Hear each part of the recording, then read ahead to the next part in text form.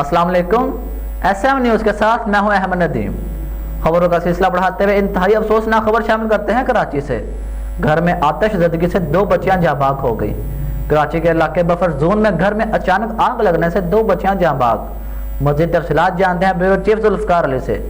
जी जुल्फ़िकार, बताइएगा क्या तफसीलात हैं आपके पास? जी बिल्कुल, रेस्क्यू हकाम के मुताबिक आग लगने का वाक़या बफर जोन सेक्टर 15A में पेश आया, जिसके नतीजे में 2 बच्चियां जहाँ बहक हुई हैं। रेस्क्यू एहलकारों का कहना है कि जहाँ बहक होने वाली एक बच्ची की उम्र 5 साल और दूसरी की 7 साल है। SSP सेंट्रल आरफ असलम राव का कहना है कि घर में आग मुबीना तौर पर शॉर्ट सर्किट से लगी है और इब्तदाई तहकीकात के मुताबिक जिस वक्त आग लगी वालिदैन घर में मौजूद नहीं थे और दोनों बच्चियों को घर में लॉक करके किसी काम से बाहर गए हुए थे। SSP सेंट्रल के मुताबिक पुलिस दरवाज़ा तोड़कर घर के अंदर दाखिल हुई।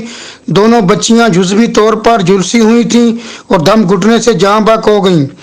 आरफ असलम राव का कहना है कि घर में आग लगने के वाक़ये की मज़ीद तफ्तीश की जा रही है। जी बहुत शुक्रिया जुल्फ़िकार तफसीलात से आगाह करने के लिए।